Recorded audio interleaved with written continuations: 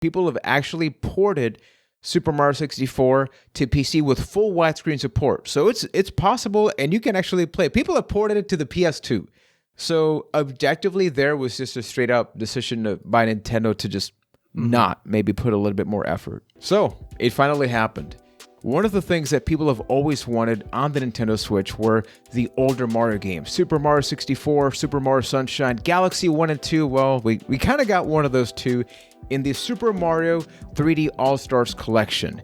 It was a weird thing, and Nintendo's been doing weird things this year, just announcing things, and then just 2 weeks after, we get this collection featuring 3 games digitally, physically, but there's a caveat, which is a limited digital and physical release. So you can only get this up until the end of March 2021. So this is not going to be a review of these games, more so the actual concept of this 3D All-Stars collection, because hey, they did this with Mario, but hypothetically, if they do Zelda one next year, it would be somewhat similar, possibly. So let's talk about that right now with another episode coming at you each and every single Sunday, people. This is A Cast of the Past with Juan Velas from Puerto Rico. Joining me from Boston, Massachusetts, we have Ryan McNulty. Now, Ryan, in your case, we didn't have a lot of time to let this marinate, this an announcement.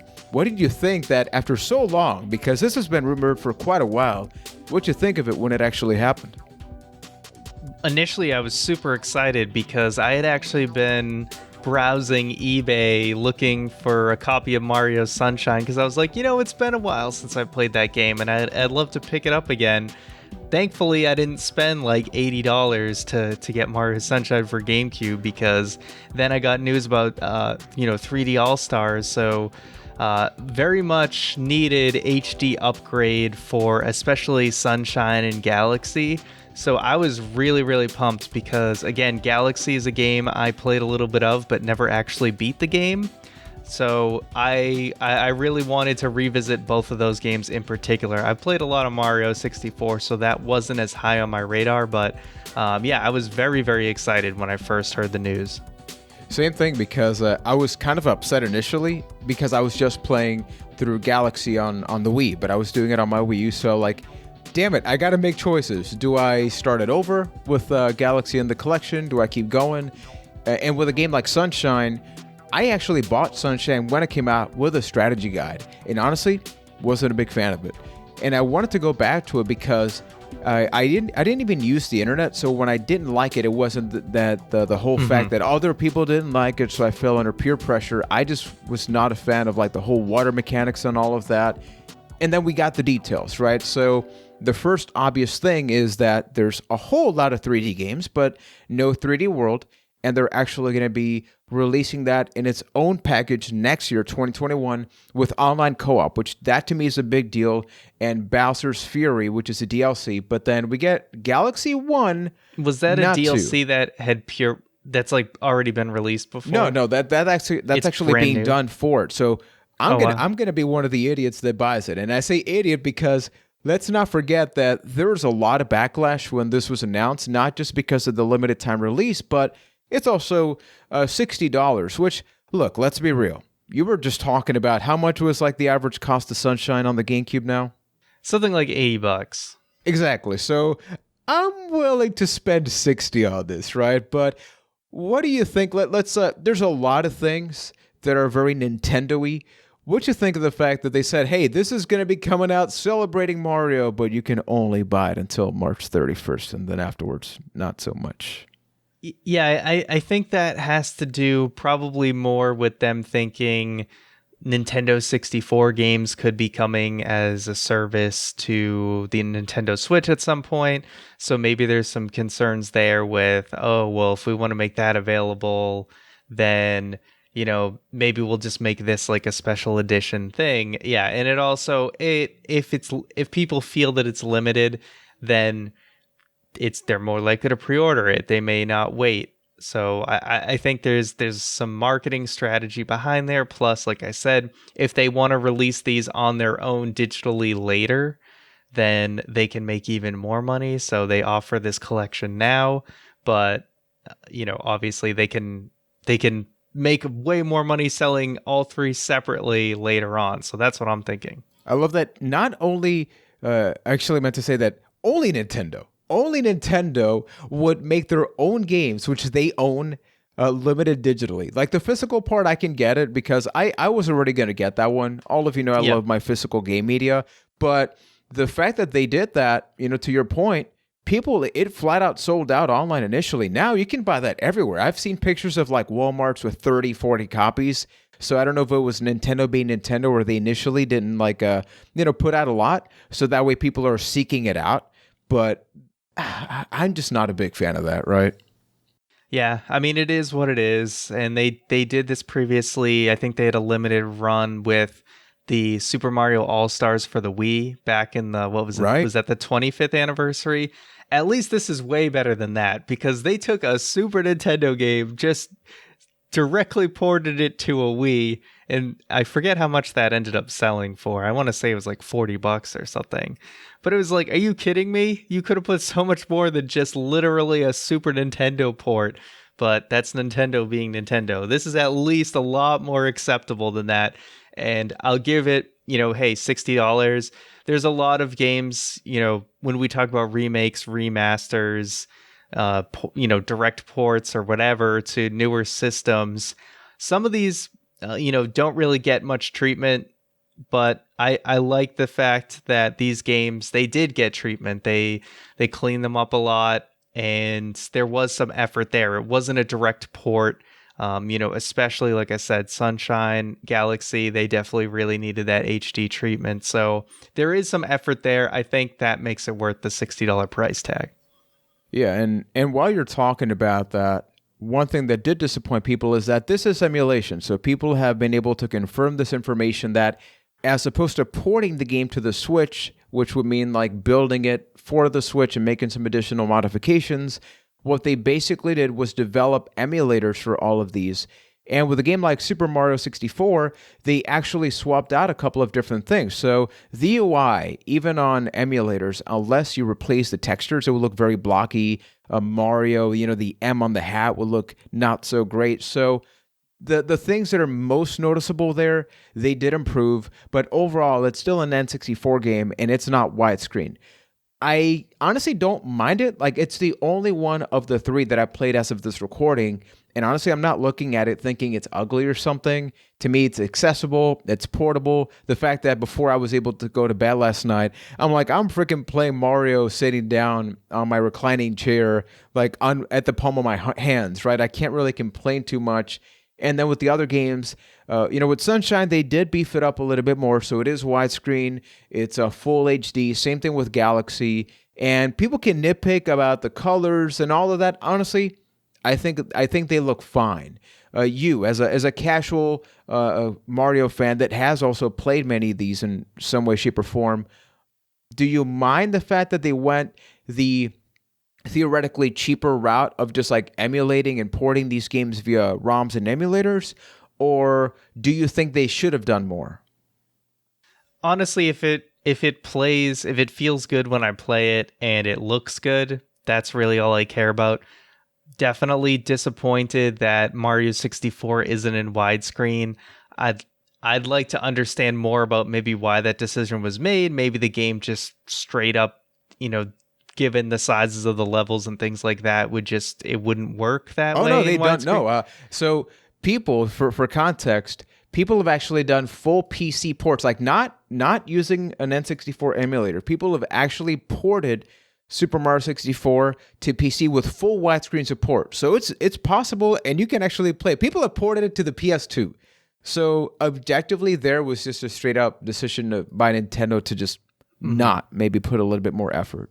Yeah, I'm very curious to know why that decision was made. Other than that, I'm pretty happy with it. I haven't. I mean, to be fair, it's on my shelf right now, and I haven't even put it in my Switch yet. But from all the footage that I've seen and the playthroughs on Twitch that I've checked out, it looks good to me. And as long as it plays good too, that's all I really care about. How they do it, whether it's a port or emulation, does not matter to me as long as it plays right. No, same thing here. And we actually went to the Discord. So for those that haven't joined that, it is acasttothepast.com/Discord. We asked regarding this game. It's more so than the games, the actual box, the package that you get in, has been of question, right? Because a lot of people are making the comparisons to Super Mario 3D, Super Mario All Stars on the Super Nintendo, where the menu looked a lot nicer. Here, you go and it's a straight up basic menu with the 3 games and the 3 soundtracks, which you can listen to whenever you want, which is nice. But for a 3D All Stars collection, some people felt they were lacking. Another thing that Enjoy7CA on the Discord pointed out is that they used the non-mainstream version of Mario 64, and this one has a lot of the glitches removed. So, when you check out speedruns on Twitch and all that, people make use of like every single glitch. This version apparently doesn't have that, and I'm not somebody that really minds that so much. I'm not a speedrunner. I can barely play games. Like, I'm good. I like playing games, but I suck at them, right? Yeah, I guess it's called like, and I'm probably pronouncing it wrong. It's like the Shindu version. Shindu, yeah, something like that. Version of Mario 64, which was essentially just like a later release in Japan. Kind of like how Ocarina of Time has... There's the golden cartridge and then there's like the gray cartridge, and there actually was like an update in between those releases, and I think there's a couple different ones. But for Mario 64, that just never happened in the United States. They just kept producing the original version of the game. But yeah, it takes out that backwards long jump that, Mario will just like go ass backwards up the stairs and glitch to Bowser at the end. Things like that, as well as just some of the dialogue. Like they changed like the pitch on one of Mario's like jump noises, and like of course when you throw Bowser now, he just says bye-bye instead of the so long King Bowser, which is apparently what he says. But apparently, because in Japan his name is Koopa. Like Koopa, he still just goes by Koopa. So I guess that it just makes more sense for that audience. Like, why would he say Bowser to them? Yeah, as far as how I feel about it, the speedrunners were most likely going to stick to N64 anyway. It is unfortunate that some of those things you can't do on the Switch, but like I said, as long as the game feels good. I know they changed things too, like the camera's no longer inverted. It's standard Thankfully. camera. Yeah, it's weird because certain games I'm really used to inverted, but now I'm actually getting more and more used to like the standard camera angle stuff too. So depending on the game, I'm like I don't even know which one I prefer anymore. I used to be like straight up like inverted all the way, but now I'm like certain games that you can't change it. You gotta make the change. I've gotten used to it, and now I'm like, I'm conflicted on that. So it doesn't really matter to me. And with Sunshine, there was something very questionable because that the GameCube controller had the analog trigger, so you could sensitively push down, and they use this a lot for racing games. And with Mario, they use that for the water hose mechanic and a variety of different things because the Nintendo Switch doesn't have. They're just digital, so they only detect whether you press them or not. They went about changing a couple of things, and it's functional. What's weird is that with Smash and all of that, you can use original GameCube controllers on the Switch, yet that option is actually not here. So some people are just like, you literally have an adapter so you can use these controllers that never die, and just when it makes sense to use them, you get rid of that. I thought that was a little weird, right? Yeah, it seems like when they wanted to kind of rebuild the controls for the Switch, that they didn't want to bother to like kind of leave the original controls as an option. I don't know. Nintendo's usually very weird with controls. Like they won't let you like change the button layout like on the Wii, Virtual Console. But then I think they allowed you to do some of it on the Wii U. Here you can change that at least. So they've learned. So you can remap some stuff. Okay, that's good. Usually, like they're usually a little bit finicky with that, so that's good to hear. But it seems like with Galaxy and Sunshine, with rebuilding the controls with Switch in mind, they kind of wanted to just have it be one set way. And then with another game that's interesting, and I think this is the thing, right? We've talked about the Nintendo Wii, and I think that out of all the consoles, this is the one that. How do you go about porting these games? Because more often than not, they had some kind of gimmicky mechanic. And, you've talked about Donkey Kong Country Returns and, there's a 3DS version, but even that, that could be a possibility now that eventually happens. With Galaxy, they did change it so you use the sensor for some of the stuff, but generally speaking, people are saying, hey, this is like a pretty nice way to play this game, which is my frustration because if somebody that's halfway through Galaxy, and I know this has an objectively better controller layout, I'm like, damn it. Do I need to start over, Ryan? Just guide me. What should I do? I don't know. What if I was in your shoes? Probably what I would do is I'd stop playing the Wii version, and then like 6 months later, I'd finally come back and be like, all right, I'm just gonna start over on the HD like 3D All Stars because I'm like, it's way too soon in time for me to start this game over. So I just need to like step away for a while, and then I'll be in the mood to start from the beginning again. That's going to be what I have to do. But something I want to cover now is so let's remove the actual 3 games, right? Super Mario 64, Sunshine, and Galaxy, and talk about the concept because Nintendo, they love to celebrate stuff. And I mean, that's how they just did this right now, which begs the question and the possibilities now of, they've done a little bit of a deep dive into the coding system. People are saying that this does open up the possibility for them porting other games from the GameCube, the Wii, and the N64.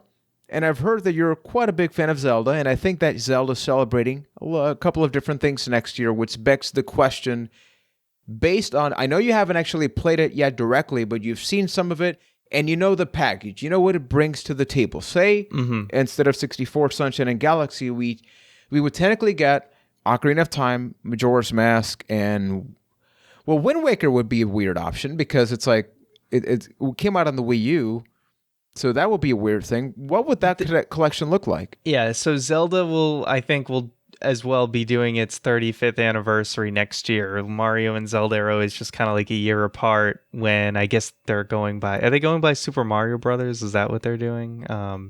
They're just calling it Super Mario 3D All-Stars. Well, no, I mean, is it the 35th anniversary of Super Mario Brothers, not like Donkey Kong Arcade and all that? I believe so, guessing. yeah. Okay. So that's what they did. They had the 25th for Mario, and that's where we got that Super Nintendo All-Stars. And then the next year, they didn't exactly do a crazy release. I know Skyward Sword came out, and they had like this symphony, and they've had a few other things. I don't remember what else they did, but for Zelda, I think the trio collection that a lot of people are talking about would be Ocarina of Time, Wind Waker, and then Twilight Princess. That's kind of the big 3, or some people have talked about. That was the big 3, and then people were saying also separately there would be a Skyward Sword HD. There's been a bunch of rumors about like leaks about Skyward Sword HD at this point. Yeah. People have been saying it over and over again. I think Nintendo initially like dismissed it because of like the nature of Wii Motion Plus. Like Galaxy doesn't need Wii Motion Plus, so it's a little bit more, realistic that they would be able to carry that over to the Switch as they did. But Wii Motion Plus, they would have to fundamentally alter the game in some ways for it to really work on a Switch. I'm not really sure how they're going to do that. And people have talked about like, oh, well, couldn't they just make it a non-motion game? But so much of Skyward Sword is built around motion control that it just I don't think it would really work if you took that away. So who knows about that? so I got a question there because I never played Skyward Sword. I've talked about this before.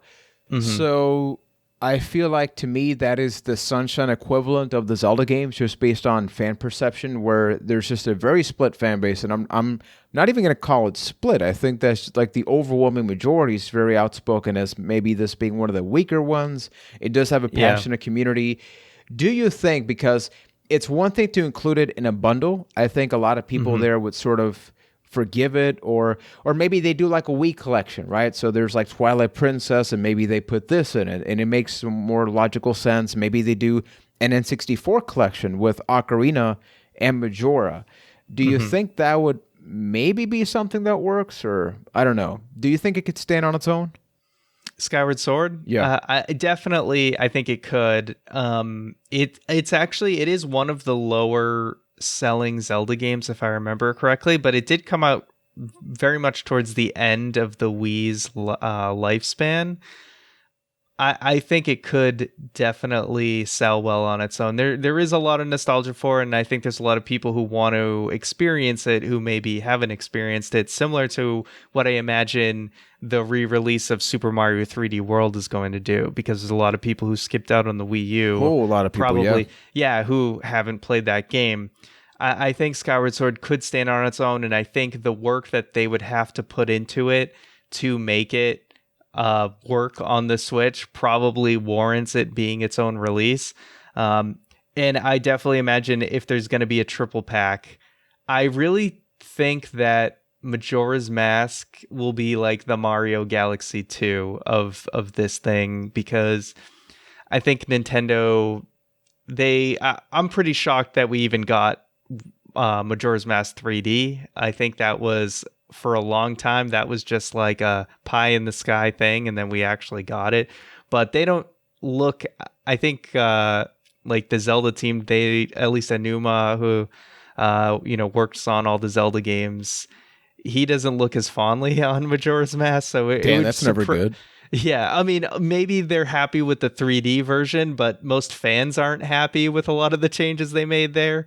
But I want to bring something up there, though, because that's another aspect. Yeah, you sent me a 2DS. Do they bring that version? Yeah, exactly, because I actually played and began playing Ocarina of Time on the 3DS, and to me, I'm like, oh, it looks the same as the N64 version. Then I actually looked at that. I'm like, oh man, no. I want this version.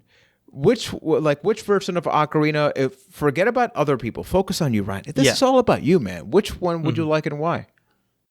I would like the Ocarina 3D to be upscaled to full HD. That would be awesome. I think it looks great. It plays great. Yes, you can't do all the trickery that you can do. Like, there's so many fun glitches to do in the N64 version. But as far as just having a nice, clean version of Ocarina of Time on a console, I would love for Ocarina 3D, especially because they wouldn't pull a Mario 64 and have it be in 4:3. It's more likely we'll get like a full widescreen version if we get the 3D. So yes, please do the 3D version. We have plenty of, like, we have Ocarina on the Wii U shop. You can have it on a newer console on the big screen if you want. But I would say, yes, please do the 3D version. And same with Majora's Mask, if they're willing to make some tweaks to it to get it working properly again. At least for me, as an outsider's perspective, the actual main reason that I was excited to get 3D All-Stars here is because of Sunshine. Because it's like, the three of us talked about Super Mario World, episode available now in the archives. And guess what? It's a good game. I didn't go back to that game thinking it was going to be bad, right? I'm playing Super Mario 64 now here on the All-Stars collection. I still like it. I'm playing Galaxy.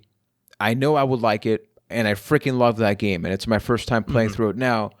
I love the fact that out of the 3 games in this collection, there's one of them that I know I'm going in with the mindset of, like, prove me wrong. Like, is Little Juan wrong?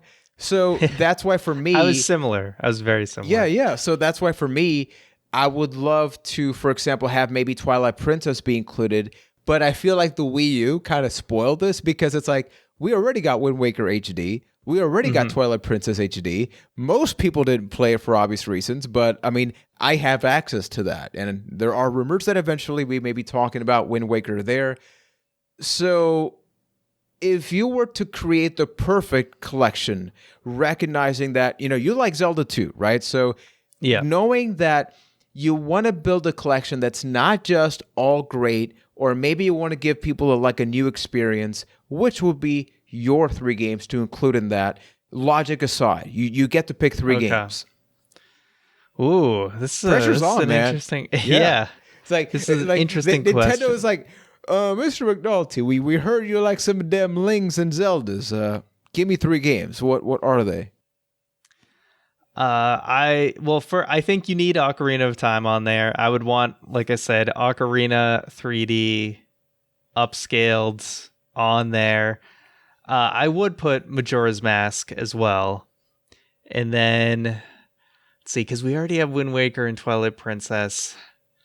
Yeah. I would put, and Triforce this is even, Heroes. yeah, no Triforce Heroes.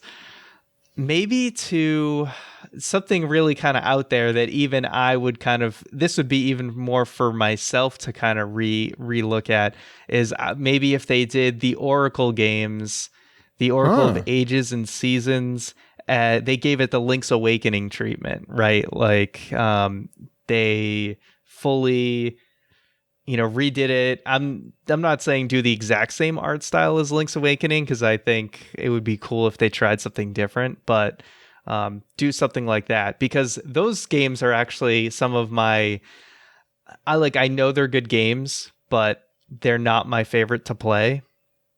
They're on the lower end of favorite to play. So I feel like if they got some of the Link's Awakening treatment, I might be able to appreciate them more.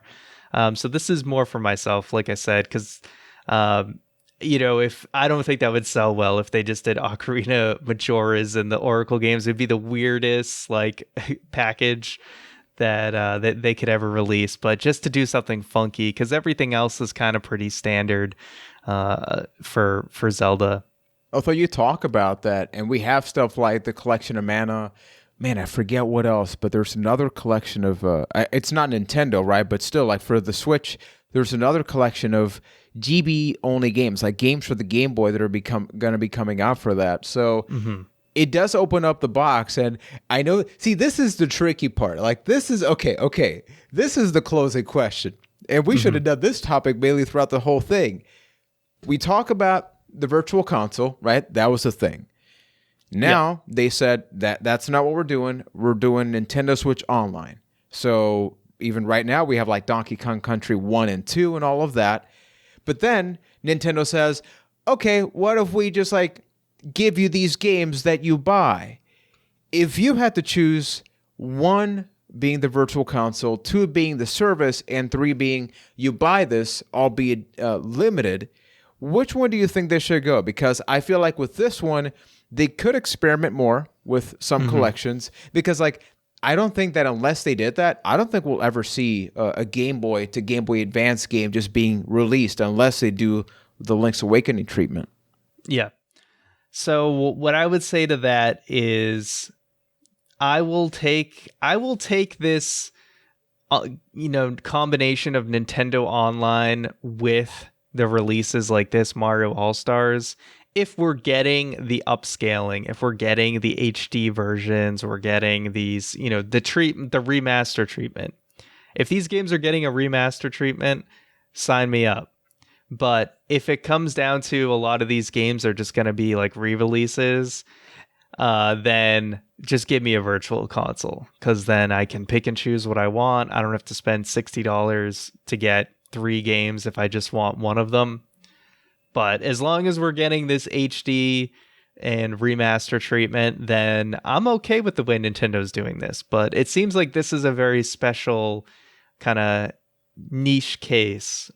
We haven't seen this really with too many other games on the Switch. So, but if they keep this trend up based on the success of this, then I'm totally on board. That's the thing, and I really want everybody else to just reach out, whether it be on Twitter, A Cast of the Past, or on Discord, because it does beg the question. I have no doubt this is going to sell and is selling amazingly well. So it's does Nintendo go, well, we were going to be doing them N64 games on the Nintendo Switch Online service, but we could get a whole lot more money, but long term, the Nintendo Switch Online service probably makes them more money, right? So I'm not sure there, at least for me, selfishly, I do prefer buying the game, right, in any way that I can, just because Nintendo has not historically been good at transitional stuff when it comes to digital purchases. And we've seen that with Wii U. We've seen that with the transition on 3DS, where there's hypothetically some games on the 3DS that if they did a Super Nintendo release on Switch, it's wait a minute, it's the same account, yet I got to buy this here and there. Same thing happens with the Wii U. So I just don't trust Nintendo. The fact that they're doing a limited release of not the physical copy, but the digital one as well is just bullcrap. And it's the reminder that Nintendo knows that they are so high up the food chain in terms of whatever they put out, people will consume. And I think they're getting away with it. And that kind of pisses me off a bit. Yeah, I mean, we've made the comparison before, I'm sure. They're the Disney of the video game world. And they make money by capitalizing on your nostalgia. That is Nintendo's bread and butter. That is their purpose, yep. So everybody, please let us know between the Virtual Console, the Nintendo Switch online service, or something like the All-Stars package, whether it be physically or digitally, which one would you prefer to buy and why? Remember, you can subscribe to the YouTube channel over at youtube.com/acastofthepast. We put out all of these beautiful episodes each and every Sunday. We're very excited because right now we have officially begun playing one of Ryan's favorite games of all time, and without spoiling it, if you've been listening to the podcast and you know that October is not far off, you probably have an idea of what it could possibly be. And if you have an idea, hey, hit us up on the Discord. Shows you love this family here. And if you haven't, please consider giving that 5-star review on Apple Podcast, Stitcher, maybe even Facebook. Share clips of the podcast, get the word out. And up until next time, we will be back with another exciting episode of A Cast To the Past. Which one would Keith want? I don't know, but the cartridge is so ugly on 3D All-Stars. The logo. Oh, yeah. What it's were so they low thinking? effort. It's so low effort. Yeah.